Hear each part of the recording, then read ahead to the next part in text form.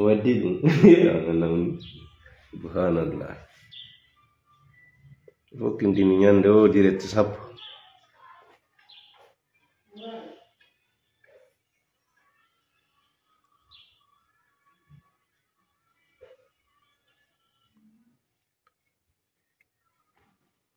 Partagez donc.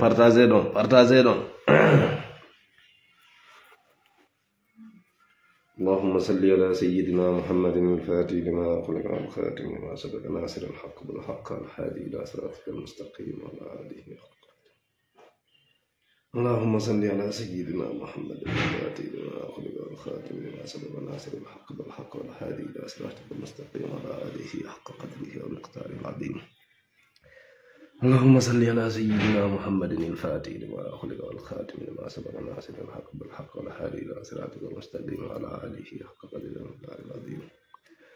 اللهم صل على سيدنا محمد النبي الأمي وعلى آله وصحبه وسلم اللهم صل على سيدنا محمد النبي الأمي وعلى آله وصحبه وسلم اللهم صل على سيدنا محمد وعلى آل سيدنا محمد صلاة تفتح لنا بها أبواب الرضا والتيسير وتخلق بها عنا أبواب الشر والتعسير وتكون لنا بها وليا ونصيرا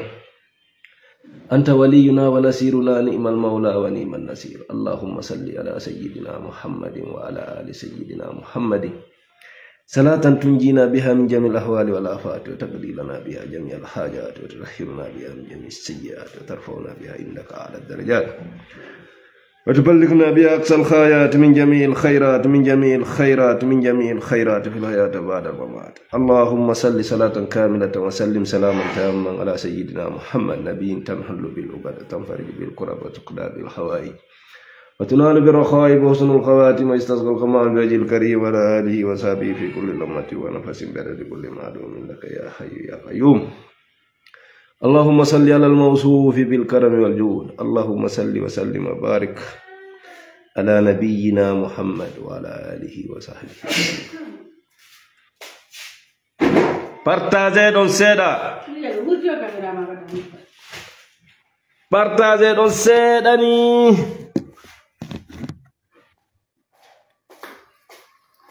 Allah de cœur jidin. Bayre miya do fandi o 100 personnes partage. اللهم صل وسلم على عين الرحمة الربانية والياقوتة المتحققة الهائتة بمركز الفهوم والمعاني ونور الأكوان المتكونة الآدمي صاحب الحق رباني البرق الأسطي بمزون الأرياء مالية لكل متعرض من البهور واللواني ونور كلام الذي ملأت به كونك الهائتة بأمكنة المكان اللهم صل وسلم على تلة الحق بالحق كنز الأعظم إفادة منك إليك إحاطة نور المتلسم صلى الله عليه وعلى آله صلاة تعرفنا بها إياه يا الله أكبر اللهم صل وسلم على عين الرحمة الربانية والياقوتة المتحققة الهائتة بمركز الفهوم والمعاني ونور الأكوان المتكونة الآدمي صاحب الحق رباني البرق الأسطي بمزون الأرياء مالية لكل متعرض من البهور واللواني ونور كلام الذي ملأت به كونك الهائتة بأمكنة المكان اللهم صل وسلم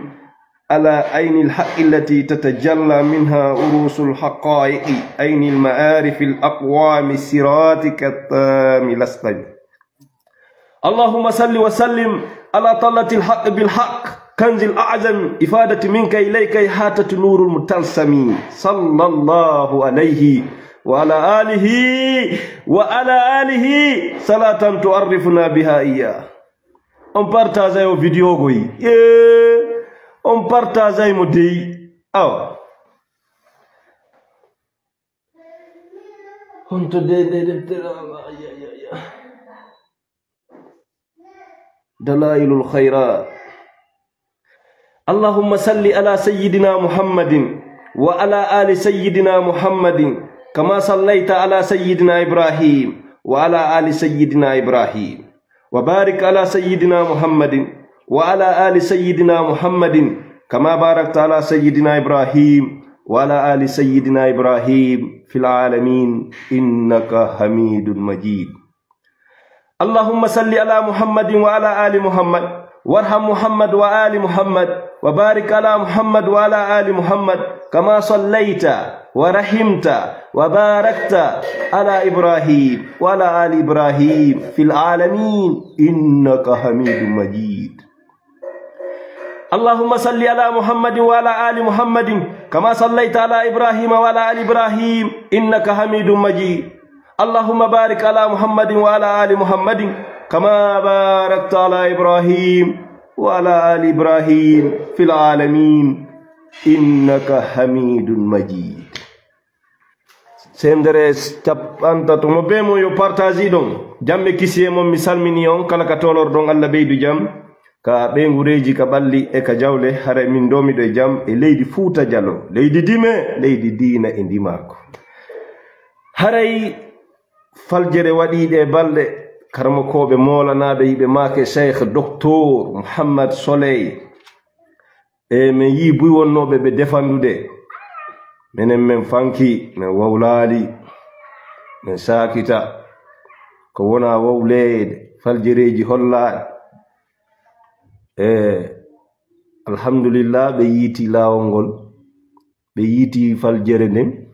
ɓayru ko wowlowo faljata ko ñaamowo ɗeɗɗotowo hey ko yahowo feggoto haray kanko cheikh on docteur on ɓe yii faljere ko ɓe falji e maako maɓɓe on ɓe yiltiti ko Allah woni jaɓowo tuubu biye ɓe tuubi ɓe rutti Allah jaɓaniɓe inchallah miɗen pelliti ɓe wattata ɗum ɗon Allah accaniɓe e joni noon men kadi meɗen faayi e maɓɓe e wonɓe faayide e maɓɓe ɓen kadi fiyo Allah accanɓe tigi tigi haray minen kadi komin yoɓe accan men komin woni faayide e maɓɓe kon haray mi holla ɓe yewtere wotere ɗo e kum vidéo jinda ha ɓe yi'a islam on wallahi ka dina ko très simple. Islam on ko très simple. Hiɗon andi ɗum miɗo andi ɗum ɓe to no andi tum ɓe telen to no andi ɗum min torike on min jeeji on min ñaagi on ɓe karamo koɓe adiɓe hawrodirɓe e faljuɓe min torike on reena golle ɓe tentini yawɓe niveau anda wiya ɓe ko waliyo Allah tertagol ɓe hara on ƴettali defte ko ayɓe ɓe windi wallifi ƴetton ɗum tukkon ɓe tilka umma qad khalat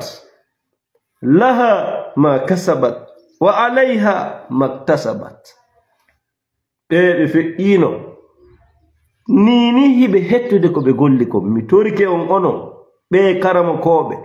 jooɗiɓe jemma e ñalorom e atakugol feƴƴuɓe e gusugol feƴƴunoɓe mi torike on yalte on programme mi torike on mi jeeji on ɗuytugol haala fii ko yowiti e diina jannon julɓe ɓen ko jannede landi wona waajede komo jangi si andintine ko Allah wi fadakkir andintin hombo andintinte anduɗo julɗo ko yo jangu ko yo janne ɗum si a muyniti seeɗani o faami o hatonjina kono joni bayanaji ɗi wa'i wasi ko jannugol ɗuyta haala kan haala ɗuuɗi palje waɗay sele ɗi feddeji nodde fi pottal darane pottal ko nelaɗo yamiri kon al muslim akhul muslim joni ko wiyete julɗo kon ɗum fof no andi ala wiwɗo julɗo la ilaha illallah muhammadur rasulullah si wona o naati nder to kala jaɓuɗo ɗum o fiɓi ko julɗo ko siɗɗo ma ko est ce que non on fof on fiɓay gotum est ce que on fof on huway gotum julɗo moƴƴo no woodi julɗo bonɗo no woodi gonɗinɗo dolnuɗo no woodi, gonɗinɗo lowɗo no woodi. Hara menen ko men toroto on men jeeja on seleɓe karmakoɓe feƴƴuɓe. Min salaki yon hollu palje maɓɓe ɗen kono holliron ñaa fi wata jama o yanu e palje ɗen, kono kadi hollon ko ɓe hawrodiri kon ko wondi e sawaba ko. Ala na on gandal, pellet ala na on faamu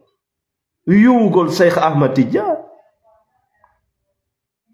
On ala on droit few. Onon tigi hiɗon yanana, pellet hiɗon felliti. Wondema dewal tigi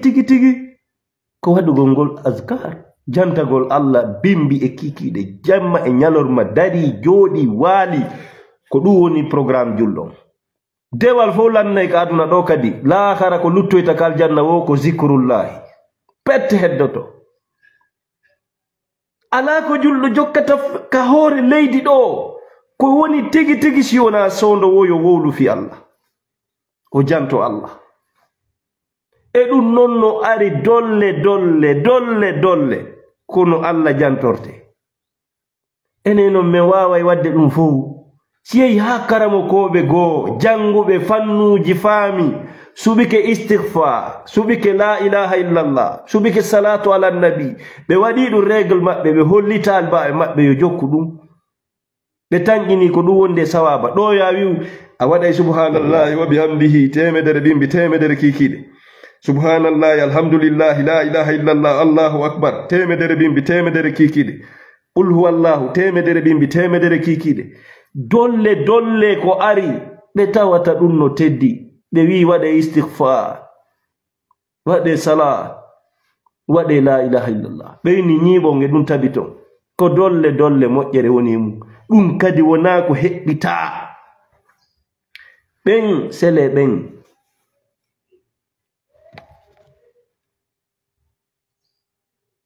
ɓen karamakoɓe meɗen heɗade goye buye mon kadi. Meɗen heɗade Oustaz Al-Husayni goy, meɗen heɗi ɗo docteur Oustaz Abdallah goy Bruxelles kadi. Woyo men sinjan hoore amen ko men wirdo, menen men sinjata dey. Menen ko waliya ɓen men jokkata. Ko ɓen jokki duuɓi 90 hiɓe jokki, ɓe inni jokke ɗum menen de ko ɗum ɗon men jokkata. Menen meɗen mari gandal ha ko mi jooɗoɗo minna no min joni bimbi kala mi waɗay astaghfirullah hunde kaare. Mi oyi menen men ala nga gandal. Menen men ala o martaba, menen men ala o niveau ɗon. Si men nangay ko ɗum ɗon men nangata. Kono hay ɗum menen men nanga, meɗen lo'ani ɗum.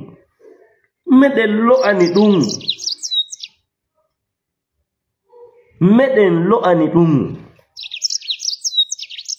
Kono buy ñaaway men e ɗum. Wona kame wonno ko kaso goɗɗo e mon ko ɗum noddinmi o inni ene ka tijjaniyankejo min ko ɗum woni tijjaniya ɓayro ay ɗum mi anda landi ko ɗum nde woni tijjaniya. O inni ok mi faami. O inni kono haysi wona a tijjaniya kono ko a partisan, ko a ɓattiɗo e maɓɓe fii tum mo yirlanɗo par ce que ko ngolɗo kadi mi wonduno e mum ka kaso. Min ɗum ɗo mi ɗaɓɓirani ɗum siwna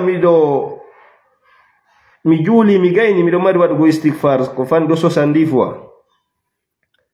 Min astaghfirullah mo mi yi'i on istighfar ɗin fof ko astaghfirullah rabbi wa atubu ilay ko mi subi.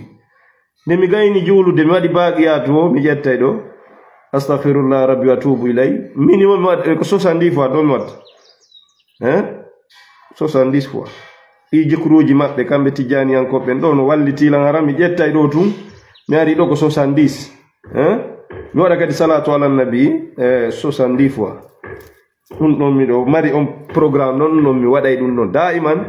E kadi koko windi mi yi kamɓe karamakoɓe no wowli fi mum mi ƴettimi ɗo wirdade. E kadi makuji nelaɗo no wowli fi ɗum. Ɓe leddi makuji nelaɗo ɗin no sellini ɗum ɗon istighfar o. Nelaɗo ɗe jooɗotono ko jonde sina ko fandi o ɓe tubay. Ñallal ngal ɓe maki ɗum 70 o. Haray tigi fiiɗi wirduji yimɓe no goɗɗo no windanani o wirdu ko nu sendi wirdu e zikr wirdu. Sa wiyama al awrat ko jolirde ko hunde nde ƴettuɗa jooɗuɗa tabutuɗa ñinnuɗa wuuruduɗa ko ɗum wiyete wird. Kono noon ko ɗum wiyoni azkar ji ɗin wirdagol ko azkar. Haray fiiɗi azkarji ɓayru ha hande on nanali ɗo goɗɗo no wirdo ɗo Saykti Jan ma ɗuma onon tigi ɗon laaɓani on poyi ko woni tun hiɗon wowlude piiji go bakon acce selon Saykti Jan sele ɓen few. No wawi wonde ɗum ko taalibaɓe go walli fiiɗi yewtereji harana kanko ceernon few. Hay mi yawno ka yeyoɓe defte laɓe ɗo mi fonti mi ndaari mi yi ngol konngol ngol wonɗon makude wondema ɓe wi salatul fati ta'adilu mi anda kaza wa kaza. Salatul fati sa jangimo lawol no fotawa janguɗo qur'ana tel mi yi no windi ka deftere ton. Kono mi yi ton kadi no windi e nden deftere wondema haala ko wowlete fof e ko Allah jantorte fof e kala ko waɗete e dewal fof ko hewtiti alqur'ana ala ko alqur'ana woni hoore kala zikr. ɗum kadi nden deftere wotere nden joni noon ɗin yewtereji gasa ɗin no landi firo hara nanoɗo windori ɗon non tun goɗɗo wowlirta salatul fati julgol e nelaɗo nde wotere ta'adilu tan est ce que ngol konngol tun tawa goɗɗum firtaki e nder maggol ngol landaki tafsir firtede pellete haray ko konngol kufurno kono non ngol konngol no landi tafsir. Ene mi jeeno ni mi jonna on tun exemple fu raɓɓit jeenowo ni ma yarowo beere o ƴetta alqur'ana on o fontande hewdani qur'ana num baka exemple frappa mi non jonde jeenowo o ƴetta qur'ana on mo jangude o ɗaɓɓita suratu nuri ara mo janga heɗe tunani faamo. Bismillahirrahmanirrahim. سورة أنزلناها وفرضناها وأنزلنا فيها آيات بينات لعلكم تذكرون. الزانية والزاني فاجلدوا كل واحد منهما 100 جلدة ولا تأخذكم بهما رأفة في دين الله إن كنتم تؤمنون بالله واليوم الآخر وليشهد عذابهما طائفة من المؤمنين. ene jeenowo hakkunde mon Allah o ƴetta nde alqur'anare o janga ɗe ɗo ayeje ko ndu wiɗon on juulugol makko nelaɗo ɓuri mo moƴƴande o ƴettude alqur'ana o janga surtout o hewta e ɗi parti parce que ko huɗay hoore makko woni pelle to huɗay hoore makko woni. Yarowo beere waɗowo ko ndeɗo haɗi kon o ƴetta nde o janga pellet o huɗay hoore makko woni. On juulugol e nelaɗo tun no ɓuranimo ko jangata nde laabi wulure hadisaji no ari fi ɗum heewi jangoɓe alqur'ana ara alqur'ana huɗay ɓe woni hara ɓe huɗay woni maɗum ngol konngol gasa koye on ma'ana ngol yaari no wawa dartede tawa ko on ma'ana ngol yaari kerele ko fenande waɗowo contraire ko alqur'ana wi golle makko waɗa contraire kono ko yiya womo jangande ko non wi ɗon o huɗay hoore makko woni on noon ko ɓuri mo moƴƴande ko juulugol e nelaɗo ene noon pellete jangugol alqur'ana e juulugol nelaɗo o hadisaji ɗin arde par ce que minen kono woni men hollude fi hadis kono woni men yewtude fi hadis moƴƴa kono ardi hadis ji ɗi men meeɗano nande kono hadisaji ɗi woni yewtude fi juulugol e nelaɗo alqur'ana ko honɗum hadisaji ɗi maaki mo jangi alqur'ana ko honno baraji ɗi woniri o hadis wonɗo ɗo ko honɗum o yewti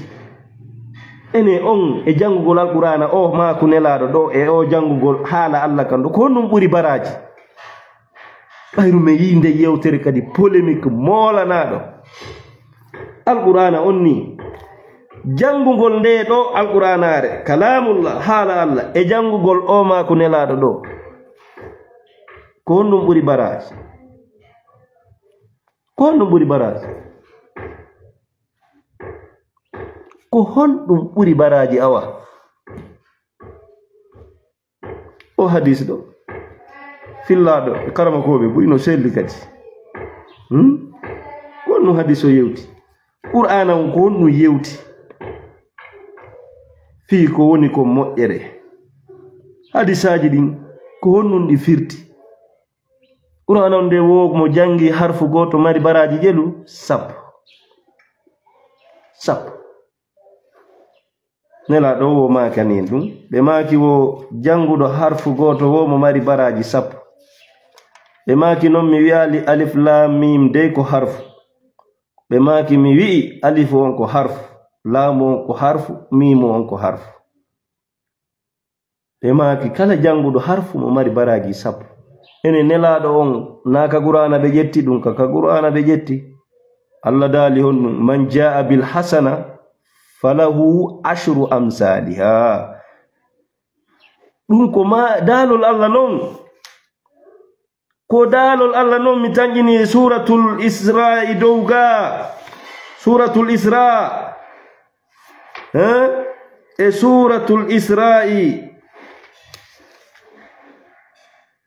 simi falja li suratul isra man jaa bil hasana falahu ashru amthaliha ɗum ko aya qur'ana non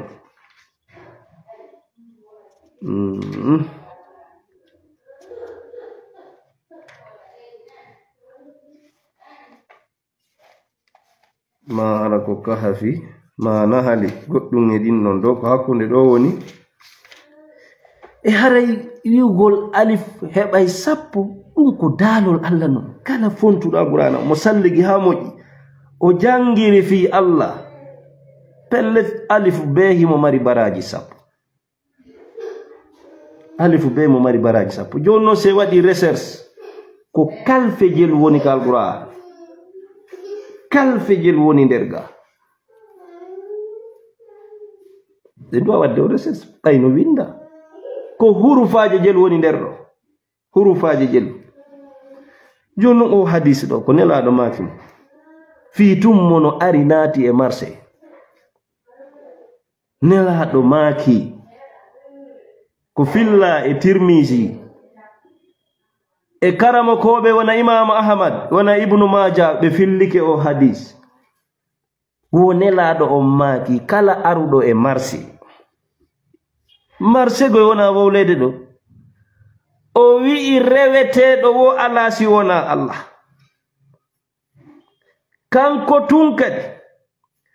hawtiɗɗo wo alanamo ko kanko herani laamu ko kanko woni wurnowo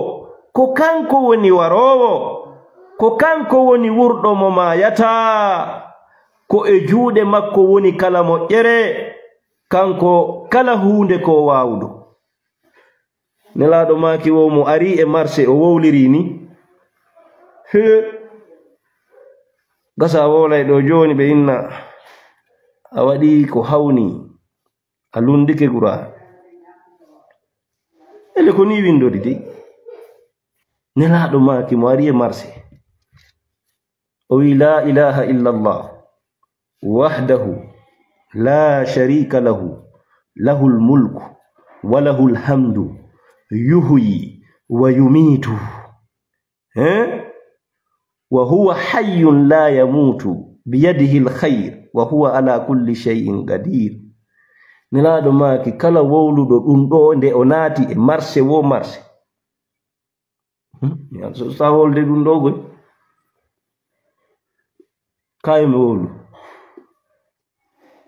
kayo mi wowlu hakkunde mon Allah yo mi wowlu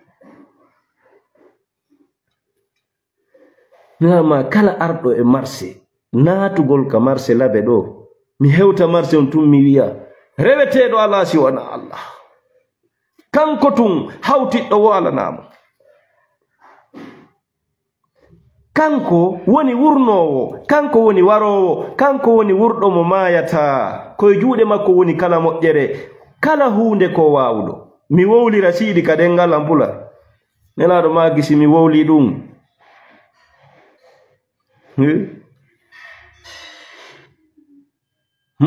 no tiiɗi dey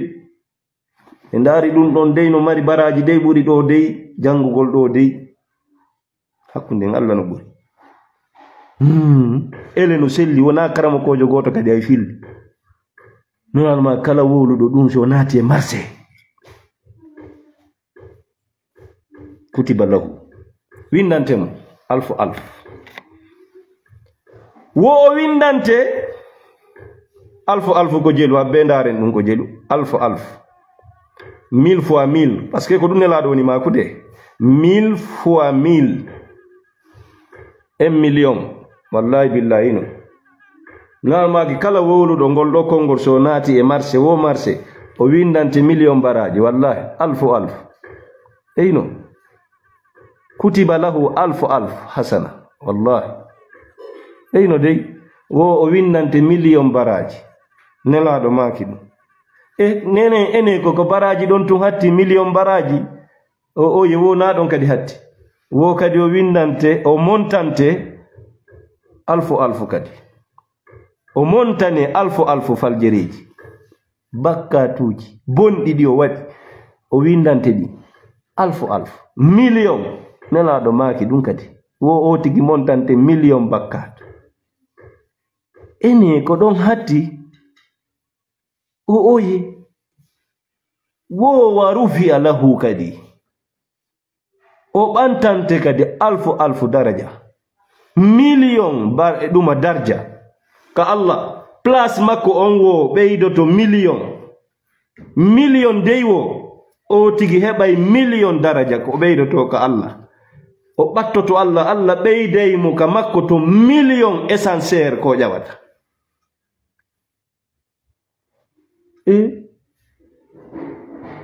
ene ko ɗon tun hatti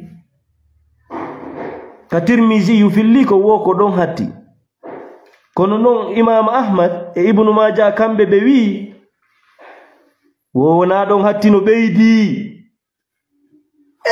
ɗiɗo yonata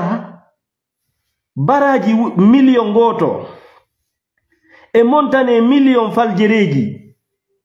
e ƴawnane million darajaji ɗum ɗo yonata Imam Ahmad e Ibnu Majah ɓe inni ɗum no fandi nelaɗo na ɗon mako maɓɓe na ɗon hatti hari mako on no ɓeydi ko sunan hendiɗa kon Tirmizi tawi no manki ko filla kon ɓe maki wa buniya lahu baytan fil janna wo o tigi mahante kadi suudu ko aljanna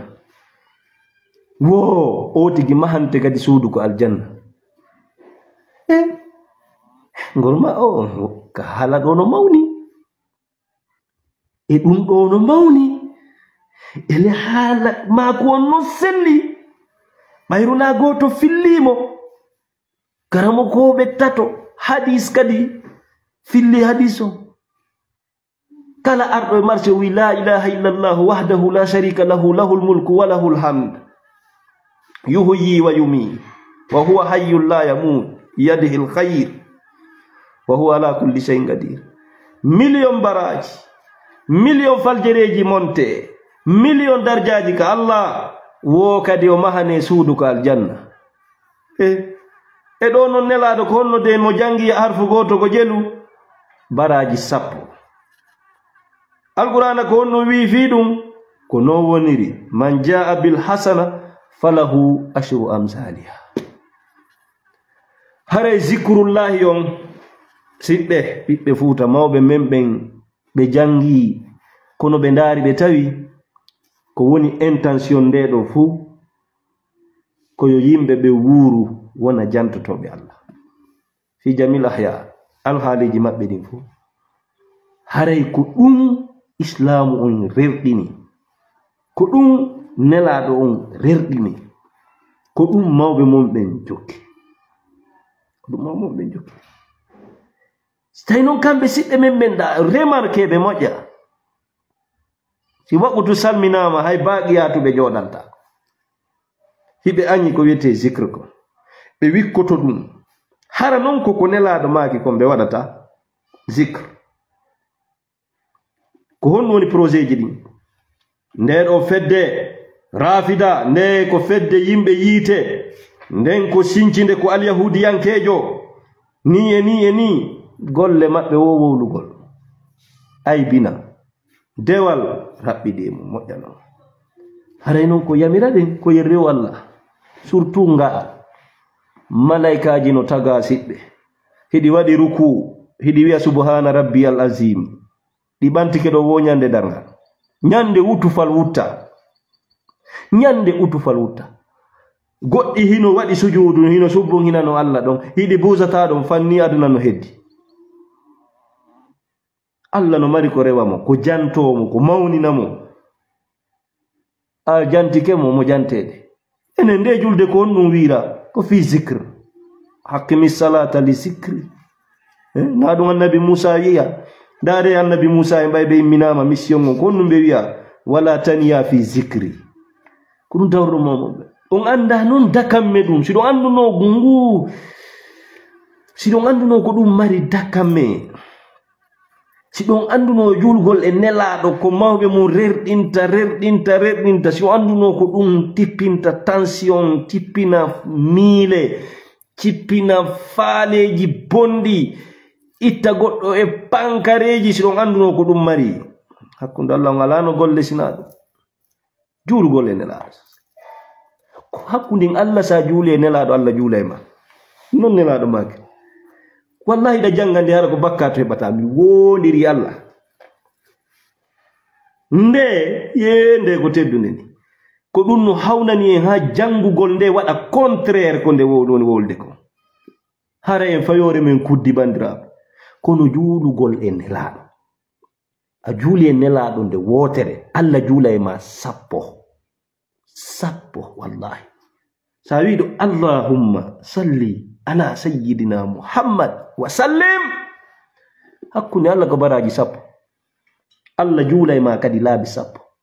si a juuli e nelaɗo laabi sappo siɗɗo hadisaji ɗi no ari no selli fof no fottani ɗum ko ɗum tawro momon ɓen a juuli e nelaɗo Allah laabi sappo wo Allah juula e ma temedere mi wi hadisaji ɗi no woɗa e fennata sa juuli wo e nelaɗo temedere Allah juula e ma wulure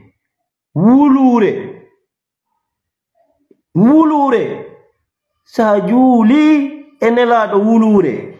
no hadisaji go arde ɗum haysi woɓɓe wiɗi loyi ɓandu ma ɗum harmani natugo yite wo kadi a busata aduna ɗo si wona ayi place ma on kal janna mo juuli e nelaɗo Allah wulure o heɓata départ iugol aduna fokkita barzakh si wona o yi'e destination makko on kal janna hadisaji no ari fi julgol e nelaɗo sifota ko ɗum ila mawɓe mon ila almama ko fuuta dalailul khairati kamɓe yiɓe joginde woɓɓe maɓɓe jemma kala ɓe tappayde en memayde fof ɗum kadi ko julugol tun e nelaɗo haray julugol e nelaɗo e nguɗo zamanu e ɗeɗo mofte e oɗo fitna e o nambara ko wonnen e mum e waɗugol contraire alqur'ana ha ko sala toon ɓuuri e moƴƴande nani julgol e nelaɗo juulugol e nelaɗo enen non ko enen tun woni juulude makko est ce que ɗum ko programme men noon ko enen ɓe yimɓe tun ko pourquoi juulanten e nelaɗo fi honno juulanten e makko pour quelle raison min juulanta e nelaɗo suratul ahzab 55 inna allaha wa malaikatahu yusalluna ala nabi ya ayyuhalladhina amanu sallu alayhi wa sallimu taslima ɗum ɗo no hawni dey Allah e malaikaji makko ɗin hiɓe juulude e hoore annabijo Allah a juulino ene Allah a juuloyey o oye min Allah e malaikaji andin meɗen juulude daiman kadi meɗen juulude min Allah e malaikaji andin meɗen juulude daiman e hoore oɗo annabajo maketeɗo Muhammad joni noon golle anɗen min Allah e malaikaji andin ya ayyuhallazina amanu kono yo gondimɓe andi nongo ko do woni tigi tigi on andi ko gonnimbe be nodda don andi mo gondina wawata natude o martaba don andi mo ala iman hewtata do ko ya ayyuhallazina amanu ya wana onon yo julbe dey wana yo yimbe dey wana yimbe ben nodda wana worbe ben na rewbe ben wana julbe ben kadi fo nodda ko ya ayyuhallazina amanu kono yo hewtube on grade don nodda sallu alayhi jule makko jule muhammad wa sallimu taslima salminommo hisinommo hisinde ko du woni allahumma salli ala muhammadin wa sallim e maka nenno benna aynela do landama dum ko honno men julirta ma salmi gongol meden andi ko honno men julirta ma nelado o nelado maki allahumma salli ala muhammadin wa ala ali muhammad kama sallaita ala ibrahima wa ala ali ibrahim wobbe faminanama ko dum don to julirte e nelado si feƴƴi ɗon kala juulirɗo e nelaɗo ko wona ɗum ko bida ɓe faminanama salatu fati ko sayko tijjani addi on tawata pellet salatu fati wodano no addi sayko tijjani duuɓi temeɗɗe salatu fati no adi ɓe tawi on no juulirede nelaɗo ka hoore leydi allah ɗo ka leynange ɗo ka niɓɓata weta ɗo ko niɓɓata weta ɗo bandiraɓe fuɗɗore saydina aliya titre ndare ibnu kasir on yeymo ɗon الفاتح لما أخلق الخاتم لما سبق ناصر الحق بالله هاي شو تيما دون كونو فوتو دي ماكو نيون تفسير هاي قرآن on jangu golde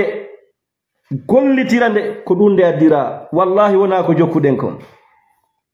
wona no jokkirde ni dey buy sikkata janga nyuncho o qur'ana na dum arti qur'ana ko yonde jangende taskende gollitire point afala yatadabbaruna alquran am ala qulubin aqfaluha ndedo ko yen taskonde de gollitirende e kala ngurdam men e watano wadde contraire nde hande ko jokkuden kon hande julbe ben no warede e leydi ka anduden sahimbinede tawata en julbe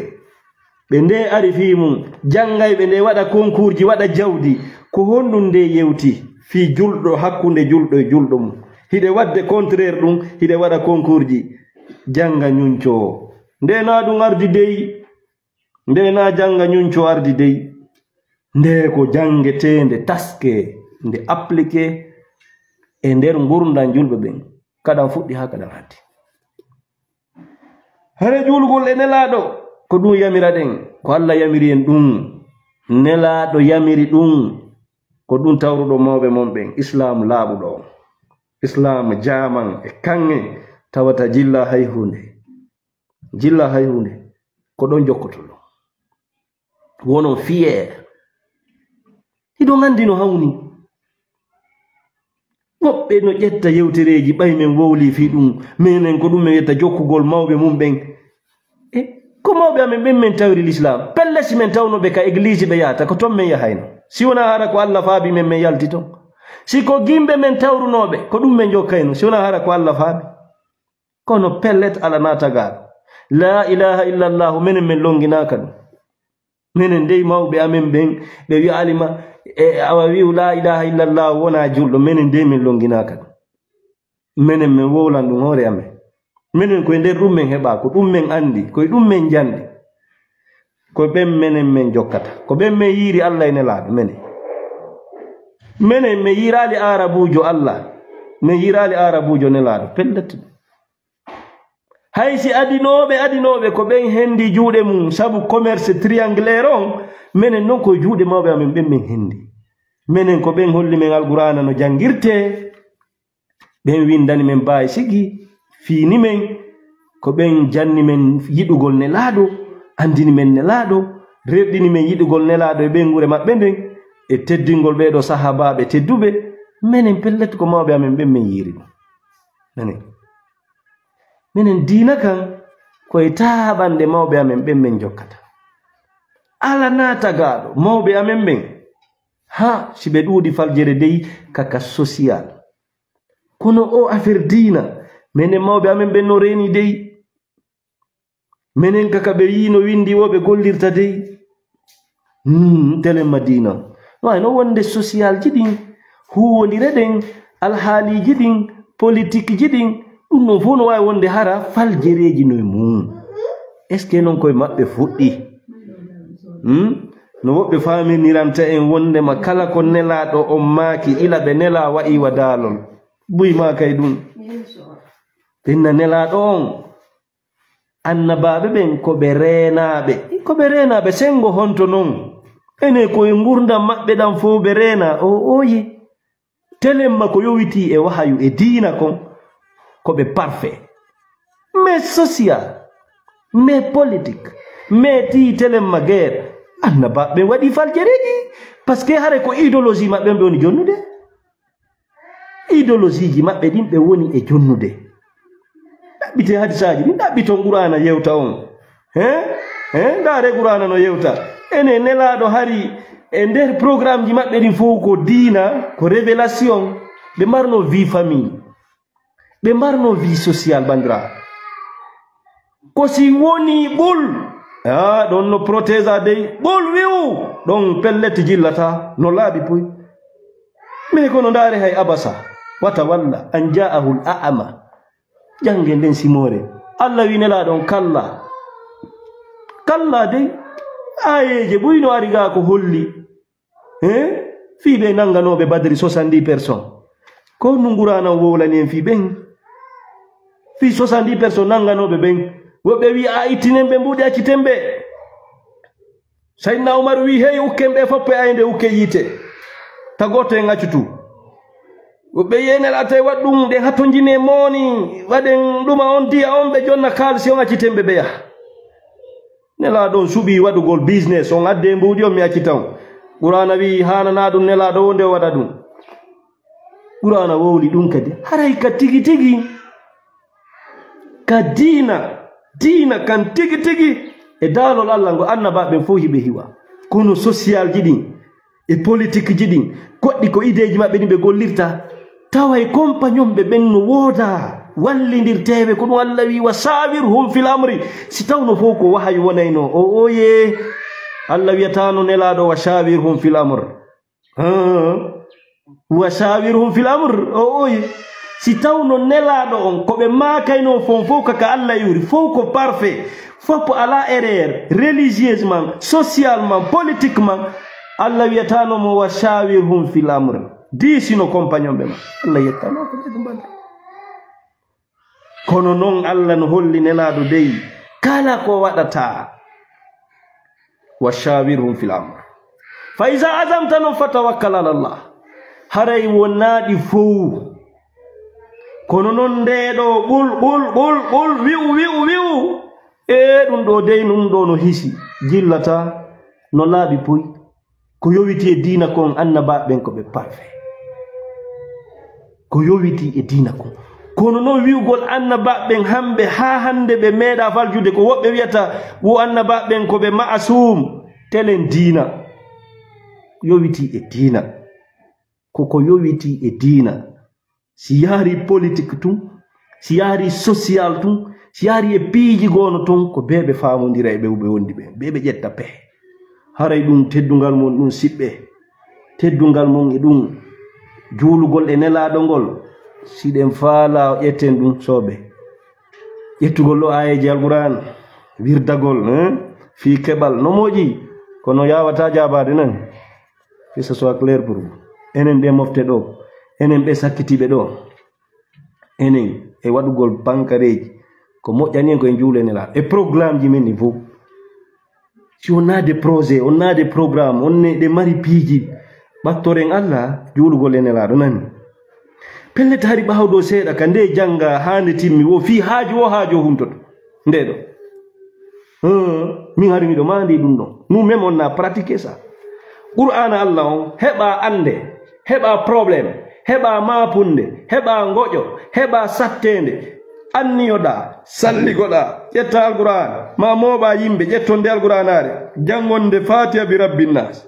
waɗon sadaka ñiiri ñaame hollon allah faale mo on ha hari ɗum hey ko bombe atomique pellete hari ko bombe non a waɗay tun ƴetta on est ce que nini no ƴettude est-ce que nini ɗum no ƴettude yahe ka du'aji waɗete fof yahe domugol du'a on yahi ɓe winata fonten qur'ana jangi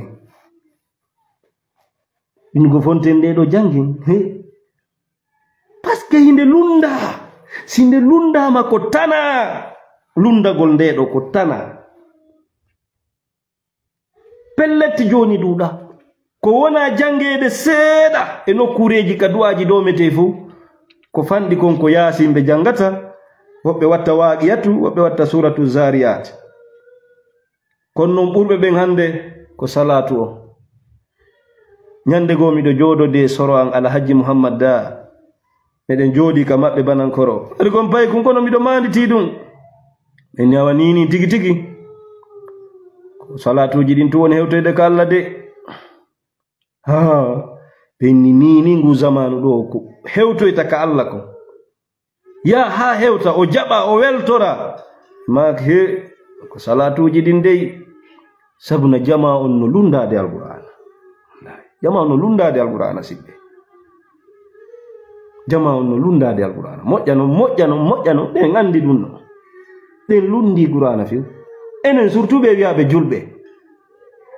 ndare koni feƴƴude Palestine enen ko ɗum qur'ana yewti qur'ana ko ɗum yamiri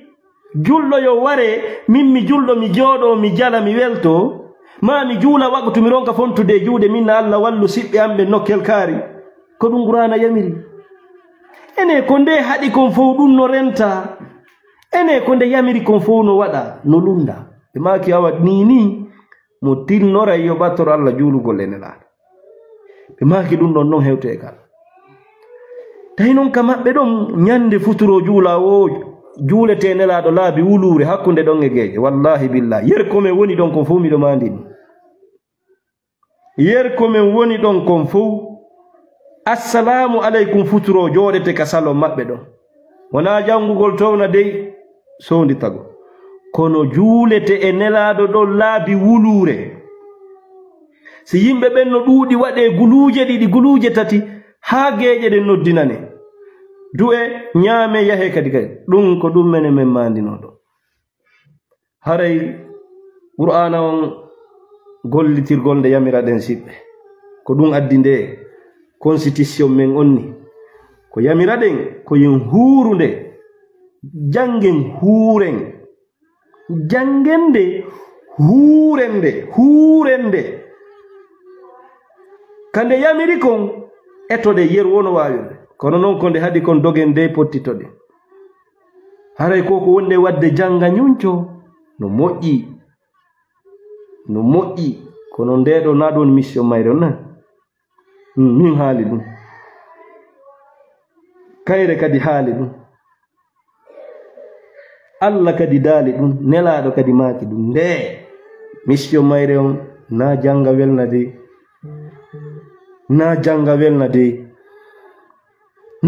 welna de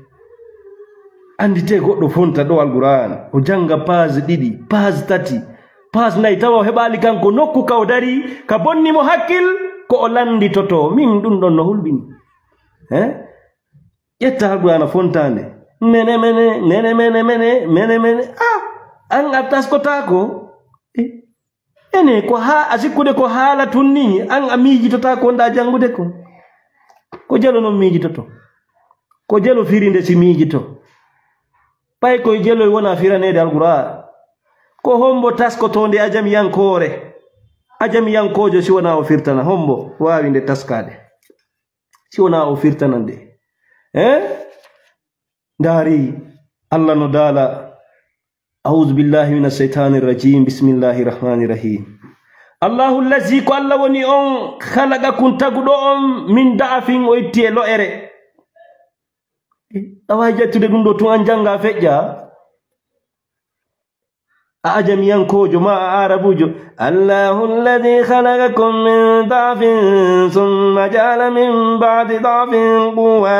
ثم جعل من بعد قوة ضعفا وشيبا يخلق ما يشاء وهو العليم القدير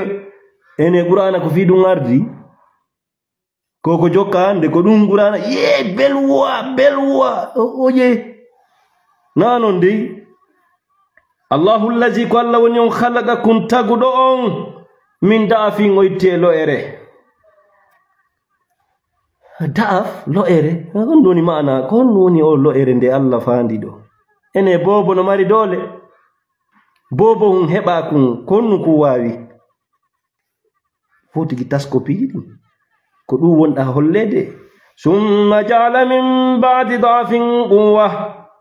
refti Allah wadi bawo nde do lo'ere o wadi dole kami fewndi do ande. Oyi palande anden simido yahude oyi fitu fature nden ko dum Qur'ana woni yewtude.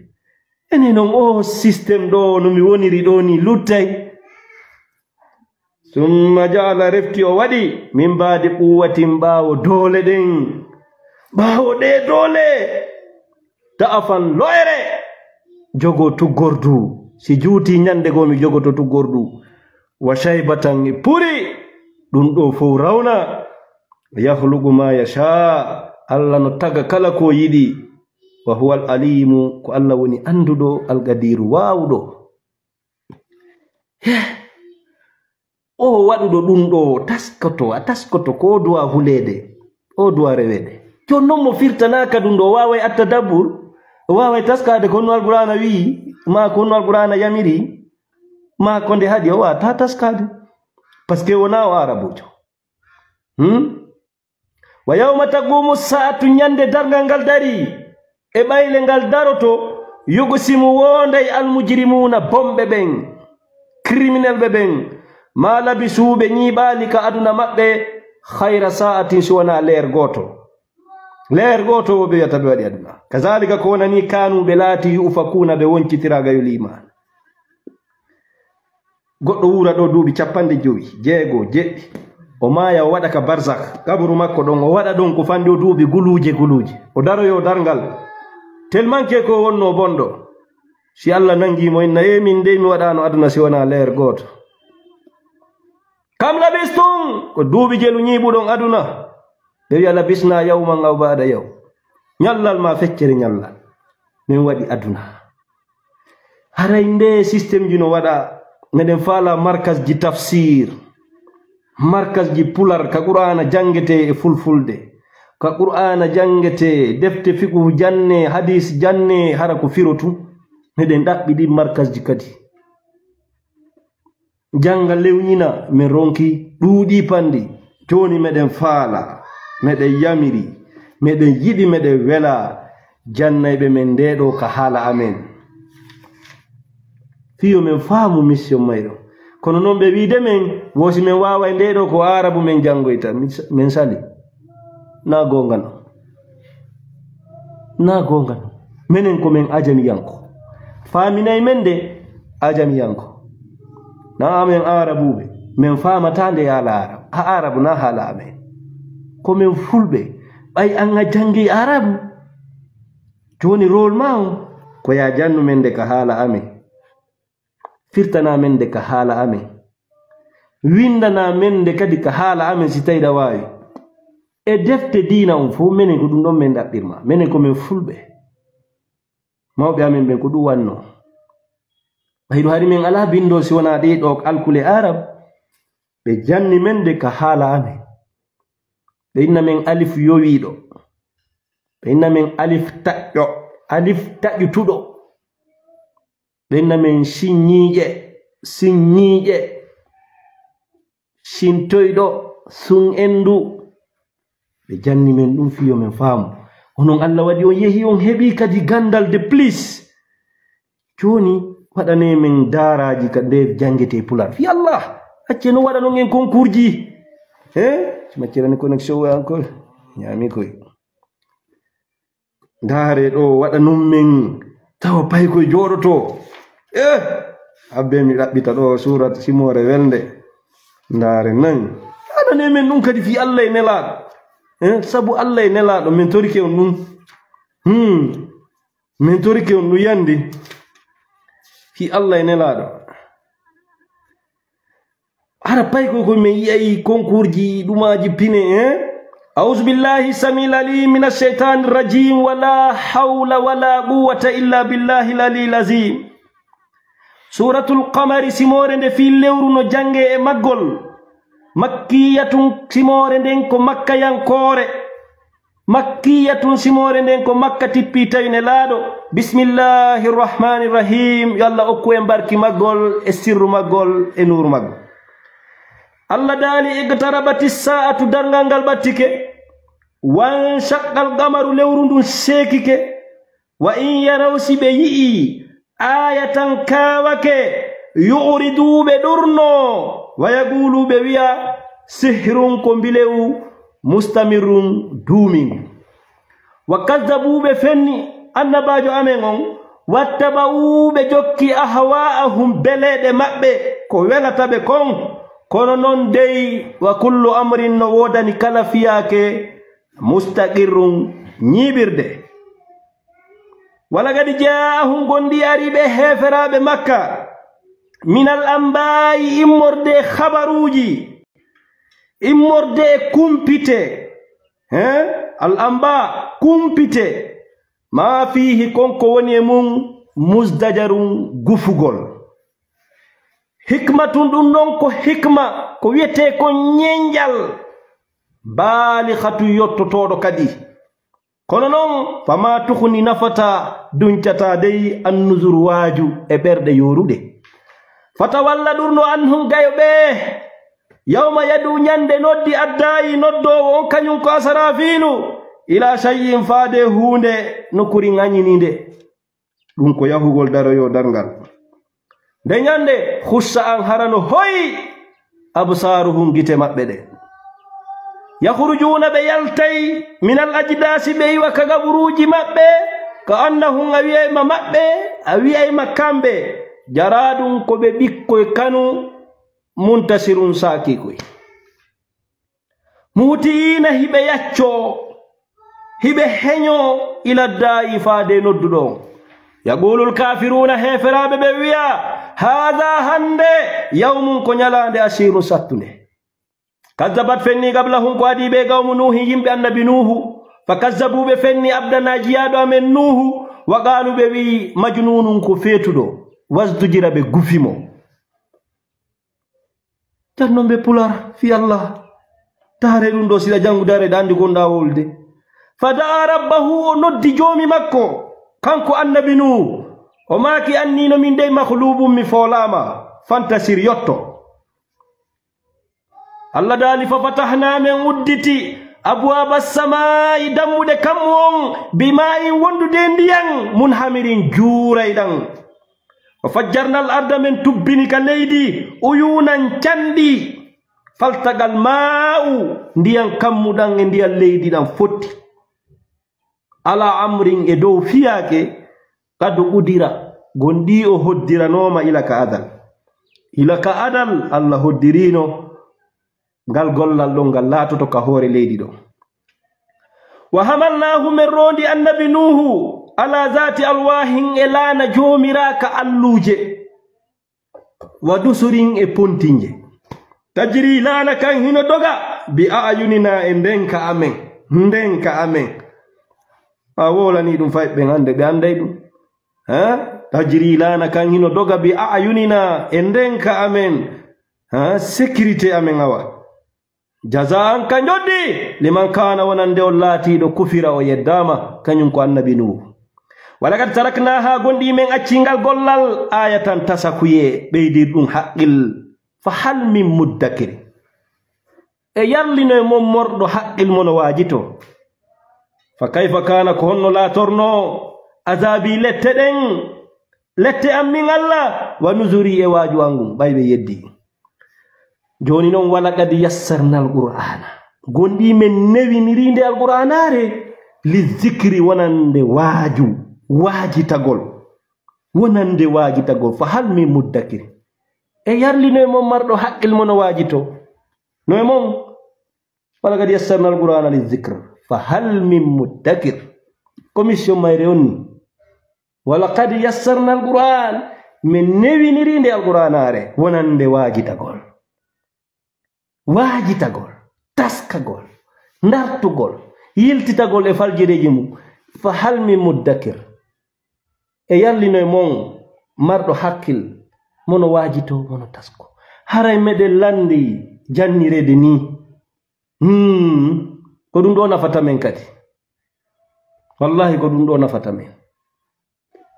ko ɗum ɗo hulɓinta men ko ɗum ɗo rerɗinta men sabu honno komin fulɓe haaluɓe pulaar hara mi salmini on Allah ɓeydu jam on jarama hara min weltike ɓe tuubi kon minen kadi min torki ɓe yaafagol ko min falji e maɓɓe kon min torki ɓe ɗoytugol juragol mofte ɗen groupe aji l'islam ɗin julɓe ɓen ɓe noddu fotte julɓe ɓe moɓodir eɓe tamodir mo beyo wonnu ko woni jogo ko jogi are tamodiren heɓen doole fewjen fi aduna on haray ko ɗum ɓe yamira ko ɗum ɓe rerɗina ko ɗum ɓe fof ɓe wakkilina kono seedugol ngol sakugol ngol lancugol ngol gussugol ngol wikkagol ngol si tawi en fottay ɗum ɗon tertete few ɓayru Allah naataga on jorotako tedduɓe yimɓe ɓen ɓe acca tedduɓe mon ɓe on jorotako ɓe yimɓe ɓen teddini ɓen mawnini ɓen ɓe acca konon kadi ko teddum ɗon ko haray ɗum non min jeeji on ɓayru islamu on ko sulhu hakkunde julɓe ɓen Allah naatagaɗo ndeɗo ko ɗum nde waala ko ɗum nde yamiri ko ɗum nde noddi at-ta'awunu alal birri wat taqwa moɓodirgol wala tafarragu waton sertu ko ɗum ndeɗo kañiri nde yamiri ko ɗum ɗon duwa ɗon on fof wadde onon heɗeteɓe ɓen janguɓe ɓen telon mo be no yiiri noon eno famiri noon no famiri noon ɓayru mo be no woodi ka nangi ka ƴetti tawata no yehi ha e fene laaɗo pellete ɗum mo be hooli goɗɗo fetata haw jokka ko wi'a ɗum ɗo nelaɗo ɗum ɗo yaadayi ko nelaɗo wonno ɗum wawa wonde o wirduji ko ɓe jooɗoto bimbi e kikiɗe ɗum no windi e alqur'ana no windi hadisaji toɗago waɗa groupe aji waɗa kurumji janto Allah waɗa istighfar ɗuma pellete ɗum no windi ka alqur'ana ɗum no windi e defte hadis pop ko ɓe woni wowlde ɗon ko ɗum no windi e ko honɗum ɓe fiɓi ɗum ɗa duwa ɗaɓɓutude si wowlaɗo ko goɗɗo fiɓi heɗa duwa ɗaɓɓitude dey naya immotu wowla goɗɗo sahaba en wari goɗɗo fimo wi la ilaha illallah o wi nelaɗo komi waririmo ko kaafa o huli nelaɗo ma ka feccino ɓernde makko ndaɗa ko wonɗa ton si warɗamo haray renagol e ɗum ñaawugol vindeji yimɓe ñaawugol kaari ko hunde kaari fiɓi ko honno andiɗa ko honɗum o fiɓi tentini bange taguɗo on hay fi ruhu en anda wa yasalunaka ani ruhu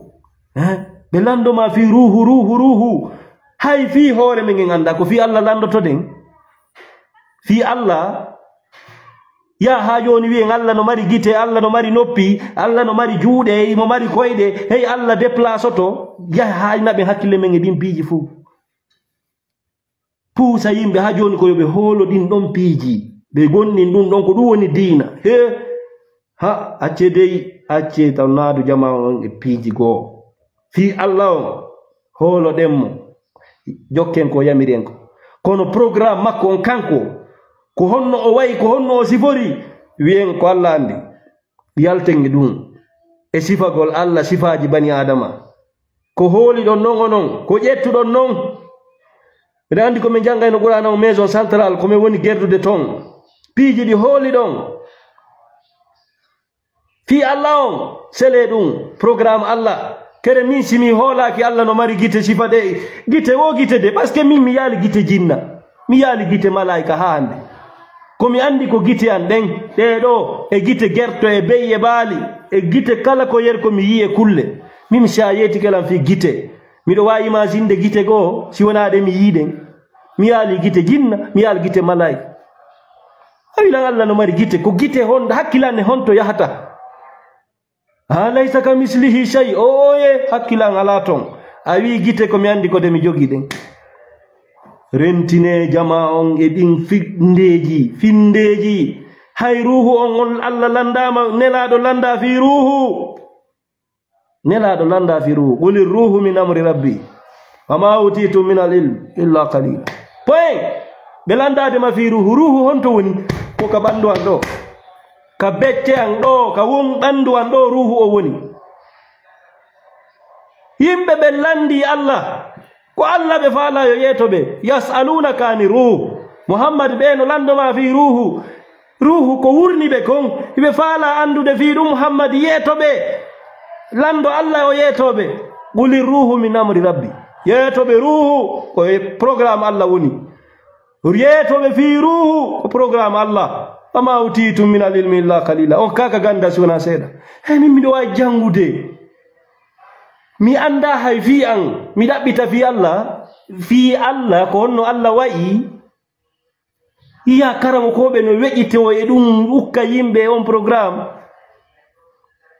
ha nada men e ko jifuɓe e chrétien hooli jifuɓe ɓen e chrétien ɓe ɓen kono chrétien ɓe ɓe wolata Dieu a créé l'homme à son image e chrétien ɓe ɓe ko ɗum wolata Allah tagi bani adama mbadi makko ndin ajabu kawe naɓugol men e ɗin programme ji hay fi hoore amen men anda hay fi programme amen menen gurdam amen kum men anda wona fi o Allah jo taguɗo ɗum ɗo men andata menen min ɗaɓɓa gandal andugol ko honno Allah wayi ko honno Allah sifori ko ɗum waɗi so mawɓe fuuta ɓen janni on taway vraiment on heeɓi ko nendi on taway on heeɓi ko laaɓi ndaru kamɓe hayno ɓe makirta qala Allah daali Allah wi a nanata yiɓe wola ɗum adu nelaɗo maaki Firawna wi'i kono Allah ko daalowo kamɓe qala Allah daali Allah huwongo daali si piijigo hewtama ɓenna ko Allah andi ko Allah andi ko Allah andi wallahu a'lam Allah andi ko ɗum fanda ɗum ɗo min menen nde hakkila men on sikkude nde on sikkude haqqille men no wawi hunditade ko nde alquranare haqqille men simple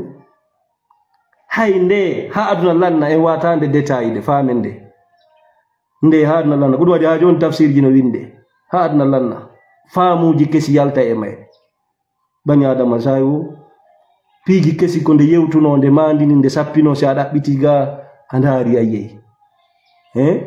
kono no woodi ga piiji mutasabihat ɗin ko reneteɗi e mum noon hay kayre tigi nde yewti ɗum ga e suratu Ali Imran rene e ko jilbi kon inde yewta ɗum ga goɗɗo naata e ɗaɓɓutugol fi Allah Allah no mari gite ɗiɗi ko ɗum o wi ka Qur'ana ga o kanko mo mari gite menen men jaɓi Allah no mari gite kono noon ko honno de wayi men ala ɗaɓɓitude o oye ha falji ha wi Allah no mari gite ɗiɗi Allah no mari juuɗe ɗiɗi o wi ɗum ga mo mari juuɗe ɗiɗi e ruhu ma on mo mari juuɗe ruhu ko woni e ma kon ko waɗa e ma fiya wuru no mari gite no mari juuɗe ɗa andani fi ɗum ɗon ko fi Allah andata fi tun himo yewtuma ko haqqille ma ɗen fawo ƴetta ɗum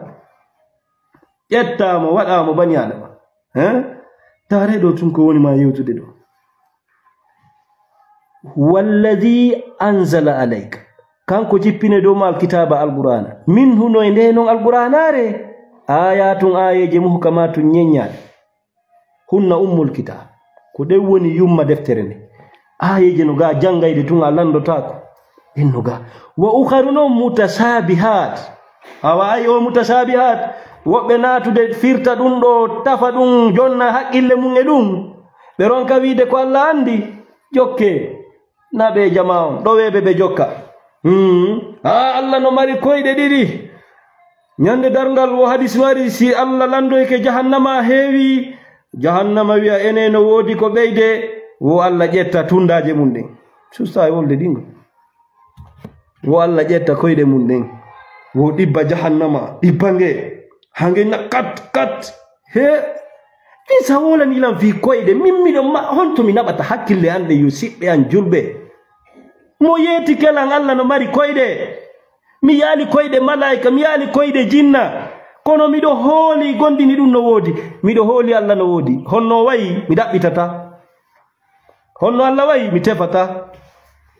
honno Allah sifori mi ɗaɓɓata fes mi ɗaɓɓitata ɗum ɗo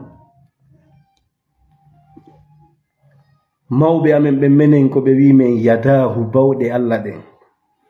ene mawɓe amen ɓe wiyali men juuɗe ɗon de Allah ko nanowo ene noon ko noppi o jogi menen ɓe yetaki mum dey Allah ko yi'owo ene ko gite o jogi menen ɓe yetaki men ɗum de albashiru ko yi'owo, assami'u ko nanowo, al alim ko anduɗo. kono noon sa wi men gite, juuɗe, koyɗe, min ƴaali gite hunde sina ko min suti ko. hara yaltine jama on e ɗin piiji ɗaɓɓutugol fi Allah. wallahi mo naati on programme o yaha e keferugoy, naati ɗaɓɓutugol fi Allah on, Allah kanko on. ha naata e programme ji ɗi o annda fi mum dey, pelle tara naati ka annda fi mum. no Qur'ana on yeeti rana ko wi wo ko ya jaɓu ko windi ɗo ko oye ta'wil no ga no woodi piiji ko hara ɗi windi ono tawa ko ɓe ɗi firte tawa ɗi windi ga ko ɓe firte. ona vidéo unno ɗo kirɗo kun sa ndaari ko ngajala e haron ka karamo kojo molanaɗo nala wolde inde makko ɓay ɓe feƴƴino sakko wona mi fal juɓɓe mi yuwiɓe kamɓe ɗo woni contre ta'wil firugol ngol wiigol ɗo yadahu bawɗe Allah ɗen hamɓe ɓe woni contre ɗum moƴƴa noon. joni noon wo aya qur'ana ɗo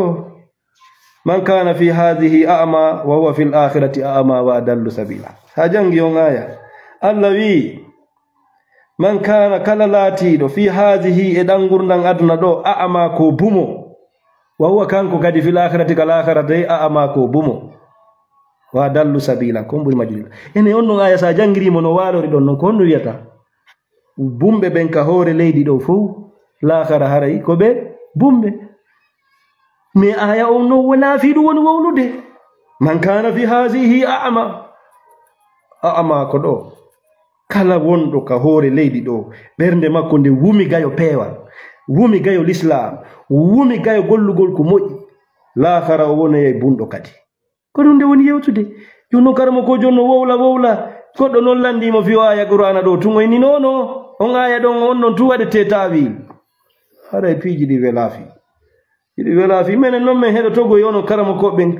janne men selon haala menen ko ɗum men faala sago amen nu hara labe ɗo lagine fof quartier kala no mari duɗal firo maninka sa yehi ka karamo koɓe no jooɗi ɓe jannay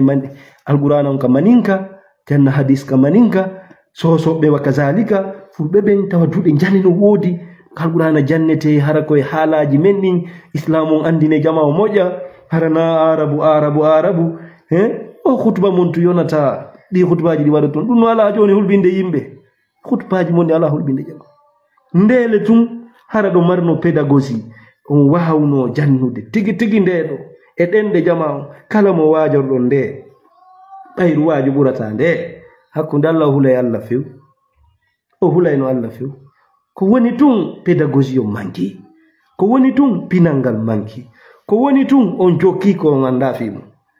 ɗaɓɓite ko tawɗon ko anduɗon fimu ko ɗengal mongal diina no jannira ɗo wo ɗaɓɓite ka haala mum honɗum haala an ka wi'i ko honɗum haala an ka wi'i e ɗum ɗo min haala ngan ko honɗum wi'i ko ɗum woni gandal. ɓayro en tawi joni e woni enen dominaɓe diina ko be jangin haala goɗɗo, technologie be haala goɗɗo, ko woni wo ko be haala woɗɗo. vraiment no hawni bandiraɓe. salmini on Allah ɓeydu jam jarama.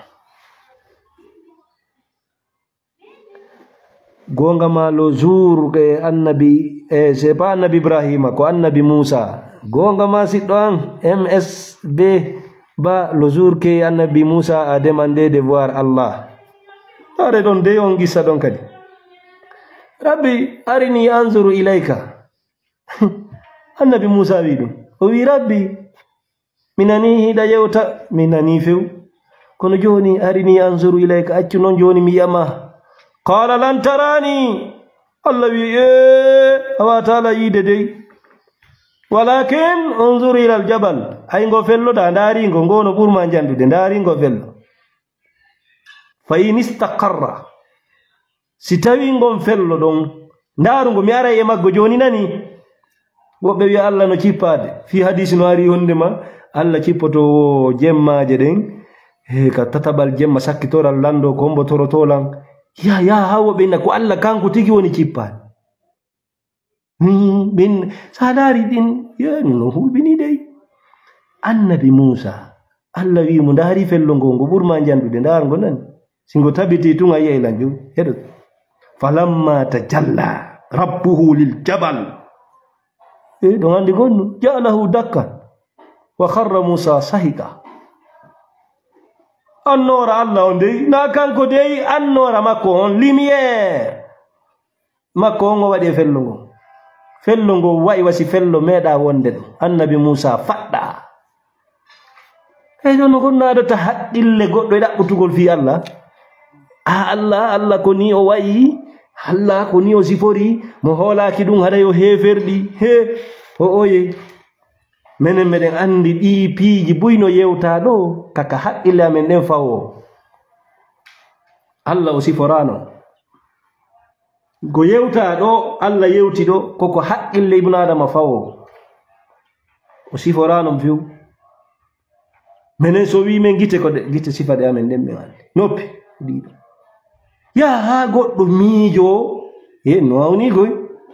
ha Allah no jodi ka arsi makko do gaay mo jodi menen sa wi men jodagol ko num men holoto jodagol ko no jodorte ko hombo jodoto si wona muulado no men muulirani menen jonde meden andi façon jonde si wona muulado no men muulirani yalte yalten dum siddo MSB mi weldani ka mande windande Allah yitere wata mo yide ka aduna ka wonden do haynange ngen wo ko wurtange fewtinira dow ga lumiere magge on tigi ere onde nange ko dow ga fewtiride o kadi million ji malaika no jokki nge nange no hibbange ndiyam sinje wurtama e men sibbe en wurata ka aduna do hay second ngenange ngo yotto fillotobe fillike wo lumiere magge on ko ni fewtinira ka kammudu ka malaika no jokkinge no hibbandi no toro Allah yo protège en yo reenu en yo dandu en lette makko de nyande dargal no wo ko ninge aray haado ta wadi ni ko ange magge mo be lakke yerbonki mum wallahi la science de Allah ça dépasse l'être humain ça c'est clair no feji haqil la ilaha illallah no feji haqil hay la khara on billahi la khara on no feji haqil bani adam wa idha ra'aita tare hay ko Allah woni yewtude fi la khara wa idha ra'aita sa'i sammaton kala khara ka aljannaji ra'aita yayna iman nemaji wa mulkan elamu kabira maunungu tare fi Allah tawfi ace tamu ndo non jali ke moja mimi do yide bindidi mi do yide ko wona gusindirede tare do fi tun ko woni kala kharaton e suratul goldo ko Allah yewti fi ko woni kon kala khara nemaji dum meda jolde bernde bani adama no wawi miji torde wono joni non fi du ko taga ko Allah tagi o wadi kala khara o wi dum meda jolude bernde bani adama bani adama wata mijade ko laba e ko foti e ko yodi ha sifa dum no jonnon ko fi Allah ene wayte mijitade konno Allah miji torte koko tagi ko darata hulamo tawa he tagudo onno hulbini buri dum do ene da sutaki nange ngen ene na goddo tagi nge nange he onno hulbini ko asutaki ndu lewru ndari kam mungun no fotata e ndari o aduna wi ndari dum ndari dan gurna he tagudo dum do buri hulbinade de Allah ko non miji torte ko dum kadi o yamiri wa yatafakkaruna fi khalqi samawati wal ard wala yatafakkaruna billah ko do way miji tare fi Allah tawa jettude image jonna Allah tawawi jettude image jonna tagudo ma Allah Allah tigi wi hibe wali hibe ndarangu kam rabbana ma khalaqta hadha batilan subhanaka faqina adhaban nar ko fi kam mulidin be ndarata be ndara taguji Allah din be mijito fi mum be hula Allah c'est ça kono non fi Allah on ta goddo na do hore mon programme de ɗaɓɓitugol ayeje ɗen ko ɗo woniri kono de koye ngol ɗo maggol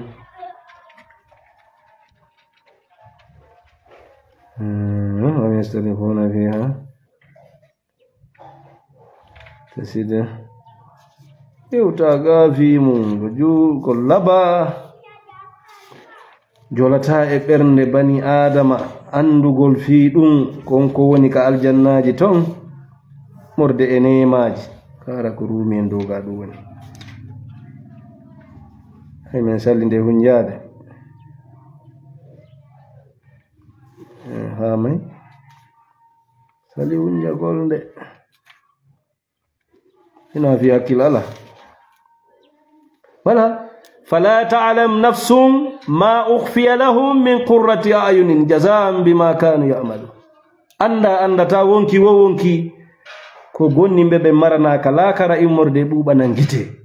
immorde e tudari immorde e nema goddo wawata miijade fi dum dulle ko taga non ene ko fi Allah miiji totoden ene ko fi Allah enen andeten fi Allah ha ndaren ko tagi kon felliten himo woda reno den e makko hulemmo holo den kon yaali kon en yi imandeji ko holli e wonde makko holli en no woda yaali kon en andi dum no woda kono programme makko kanko tigi to goto dabbitunani a goto naatu e détail ji dum ta ƴettu gandal ma tamma naba e dum perdugol tan ma naba hoore ma ha yaha e ko anda yoloda few yoloda dey yoloda ta goto e mon naadu hoore mun dabbitugol fi Allah on ko honno Allah wa'i ko honno Allah sifori ma ndargol ta'wilji ko woni ga ha ƴetta Allah place e dum taw naatu e dum nan C'est possible si vous enseignez le Coran en fula au moins une fois par semaine, si c'est possible sur Facebook Live. Ye bemi jango taw seda. Bemi beydo do gandal seda.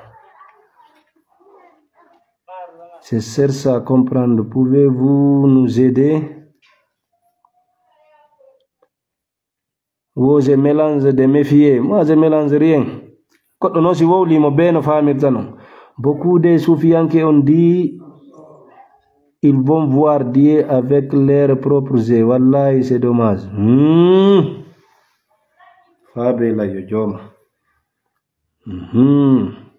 Haynela do hadisa jardi din no lura ko be royra no doga an wiide goddo wi ma wi'ay Allah. Ono maka do ko Sayyidina Yawdo Imam Malik ما كنوا كون الاستواء معلوم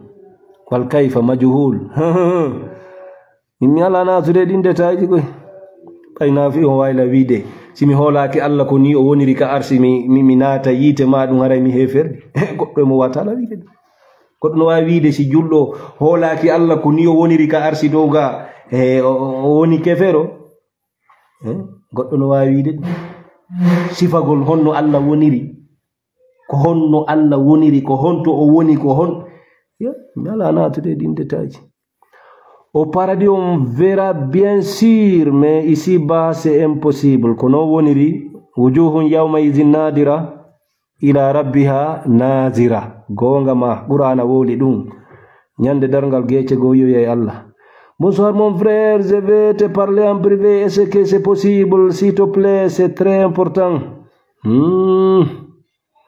Très important. Des commentaires jidi mi janga.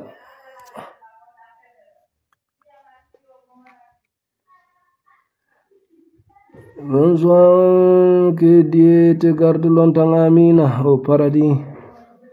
Il tita commentaire je gono ga gala imam rahimahullahu lima suila istiwa illahi ala al-arshi. Mais pour quelle raison goddo landanto dum Imam Malik? Ko honno goddo landanto Imam Malik? Ko honno Allah woni rika arsi doga. Pourquoi? Goddo janga al-Qur'an ha gayna lando dum imam nago ko honno Allah woni ri doga. Wa al-istiwa ma'lum. Istiwa kono ma men ben firranten dum arrahmani alal arsi istawa wal kayfa maju wal iman bihi wajib waswalu an bid'ah hayya anani do non anani jono me he bellandinobe do wadi bid'ah wo be ari landi ki Imam Malik ɓeɗo ɓe landa fi ko honno Allah sifori doga ɓe maki o al istiwa ma'lum al istiwa min mi anda al istiwa ko arabu no min mi anda ɗum ɗum ko mi ajamiyankejo won Imam Malik maki fotodirgol Allah kadi o warsi wono anda iɗa andi an windande ngo commentaire Muhammad iɗa andi an ko honno woni al istiwa yalla viens-nous détailler là viens dans mon WhatsApp 627 49 06 04 ɓayro al-istiwa ma'lum détail nala seeɗa ko honno woni al-istiwa ko honno ɗum ɗo wata wonirde wal kayfa majhul kayfa ko honno awa noon ɗum ko ɗum no hulɓinigoy anani yewtere nde naare ko yewtere woni duɗɗodirde wo al-istiwa'u ma'lum ko wiyete kon istiwa wo ɗum no anda ko honno woniri wal kayfa ko honno non tigi tigi woniri majhul wo ɗum ɗon no majja wal imanu bi gondingol ɗum kadi o wajibu no waɗɗi yo o tigi gonɗin Allah himo fotodiri ka arsi ko honno fotodiri o ɗum non goɗɗo anda ya holo ɗum non wo ɗum no waɗɗima dey landagol non ko honno ko honno Allah woniri dowga wo landagol ɗum ko bida dey sifanama ko bida haray cela veut dire sahaba en landanoki melaɗo cela veut dire ala important ngawa parce que na objectif on non Allah goy kanko fi makko na objectif goy kene sikude andugol fi makko ko objectif on non andugol mo kanko c'est pas ça nde yewtere ɗon nde sifeede moƴƴa noon laysa kamislihi shay wa huwa samiul basir ɗon kono woni sifa Allah ala nanda ko tagi kon hay hunde kono menen so wi men gite aɗay ko ɗe men jogi ɗe menen men yiyata en ala gite ko ɗe men yi men yal gite malaika o wi men tun Allah no mari gite haray on bonni hakkille amen ne ɓayna men fenan faala noon hara ko honto men janngoy ɗum ɗon men neɓay landitade ɗum ɗon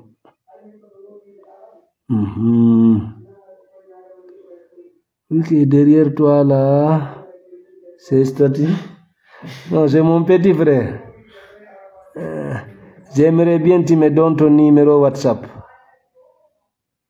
Men lantori doa. Ewa yo do mo tori doa kon wonduɗa e problème. Awa joni waɗen Fatiha salatu fati ɗo enya duwondiren. Tawno gonga be salatul fati no ɓurno no fota e pelle baraji alqur'ana maw men ɓe wiyata no waɗen fatiha salatul fati fiyon ɓe fuɗɗoranta fatiha o fiyon ɓe no waɗen fatiha watten salatul fati ɓettorayno ɗum no ɓe wolayno waɗen salatul fati tum ɓayru ko on ɗon taadilu kaza wa kaza no fof ko heɓɓitandeji allahumma amin volume s'il te plaît on n'entend plus rien awale ɗo volume no wodi de wo kharaja alayna o windi ɗo hadis mo juuti noon ɗo ko photocopie walla waɗoy ɗo kharaja alayna rasul sallam laylat albadr fa qala innakum satarawna rabbakum yawma alqiyamah kama tarawna hadha la tudammuna fi ru'yatihi selliken oɗo hadis no selliken alqur'ana kadi sellinimo ko ɗum wela tammi tawata hadis on sa yi'imo a taway signe alqur'ana on no yewti fi makko ɓe inna men noon wo joni wo kamɓe wo ko hadis on gongini alqur'ana kaɓe goɗɗo janga ganda winna ko hadis gonginta alqur'ana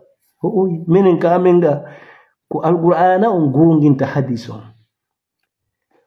oɗo ko nelaɗo maaki laylatul badri ñande goo ɓe yaltuno tawi lewru ndun ko 13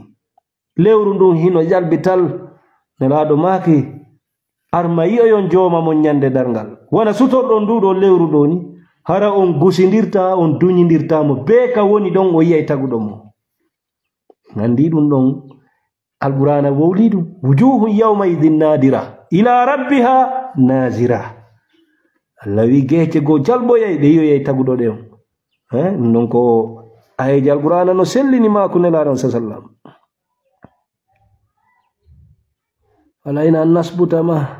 أثبت الله لنفسه ورسول صلى الله عليه وسلم بغير تحريف ولا تعطيل ولا تكييف ولا تشبيه كدوني من جبتا دون wono waddi en fonde tabintinen ko Allah tabintinani kon hore makko dare kullu shay'in halikun illa wajha joni on aya do ndawa men mo firande awi Allah no mari juude o tabintinani hore makko mo mari juude awi o men holo o tabintinani hore makko mo mari koyde goyo men holo o tabintinani hore makko mo mari yeso goyo men holo joni non o wi kullu shay'in halikun illa wajha kullu shay halik illa wajha awiyama ya firo ngaya ko yewti kon kanko aya nafsu shay ko no walori don no awiyama ya firta min dun siddo Allah yu kala ko woda ko kala ko exist ko hal koto lanchoto bonay si wona yeso angowo bay ko kambe go yeso menen wona yeso men firata dun no menen ko zati Allah o men firata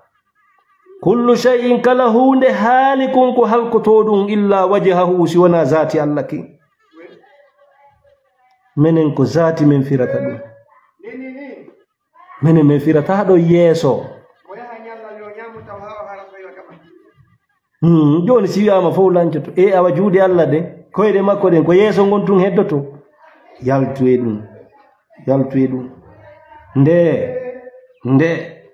nde wonano walori non gatun goddi gono windi few dara tawa kono non tawa be fire dabbutu defte tafsir deyya lekki buri antori dua fi lawol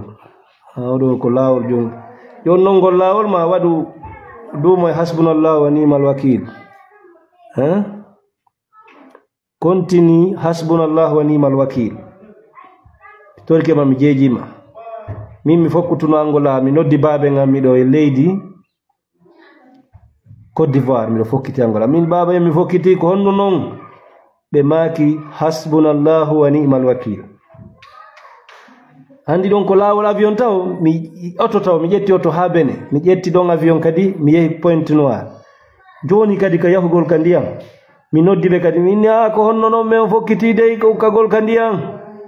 be maki hasbunallahu wa ni'mal wakeel min yawa njokki dum non ha minato yangola yerko mi woni ton ko mi wuufi dum mbuudi hebaaki kono wonki kin seeda ki bona wonki kin ko du'aaji din sorti men e ndil leydi wonki ki yebaaki haray mi rerdinima wadugol dum moƴƴa non hasbunallahu wa ni'mal wakeel fiba kadi dum ka bernde ma holora Allah tu hare ono tori du'a menen non ko men tawi kon du'a ko be men wada ko welata Allah si men wada du'a ko wobbe non anyi few kambe si ma wadi du'a ko fuddagol Allahumma salli ala sayyidina menen wona non de menen si nama de tori du'a go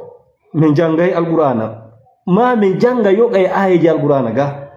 ma men julay nelado men wada nombre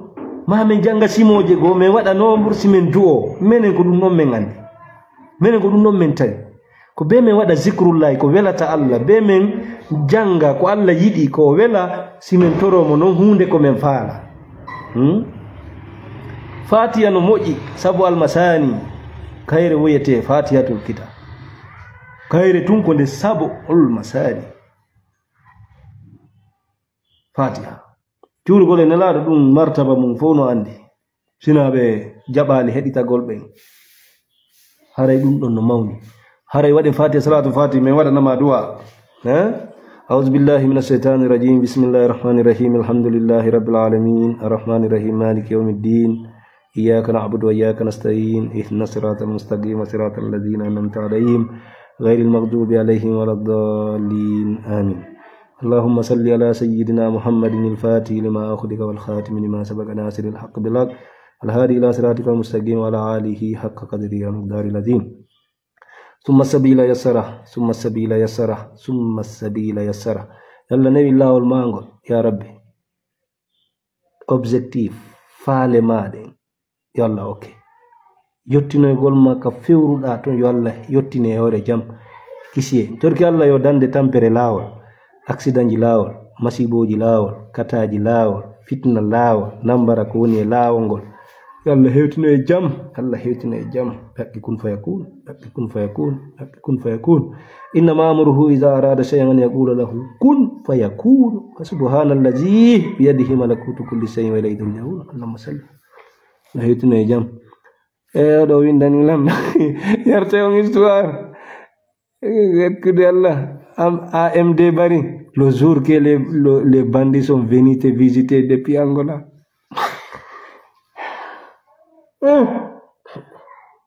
Est-ce qu'il y a quelque chose qui fait peur plus que ça? Il a don jabodumi. Est-ce que no wodi ko hulbini hewtitinde goddo ari bonnugol bafal ma tawata da nder ton. A anda ko on waddi mo jemmande fuudani hakkunde mon Allah. Ko don mi tawi alqur'ana ko wowlata kon no hawni fi sahaba en nyande khazwatu khandaq berde den ladal hanajira cakano yaha bernde déplace wa inne nde iwande aradoga tel manque kulol bandirabe tel manque kulol ko wadi bandiyagal o moƴa goɗɗo yehi hawsuɓe ke ngol lawol suka rew jokki ko naɓatamo balɗe de par ce que ko taƴƴata ɓerɗe yimɓe ɓen kon Allah taƴƴete an kadi hombo andu ɗum bandijo jokka bandiyagal ko wiyete bandiyagal ko attakugo yimɓe jaɓa jawle yimɓe wara yimɓe hombo anduɗon ɗum o heɓa duuɓi 50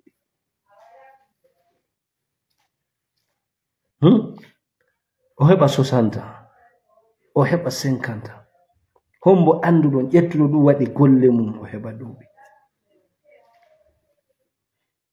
angola o tigi yipiji miɗa mijita go findi leydi salmina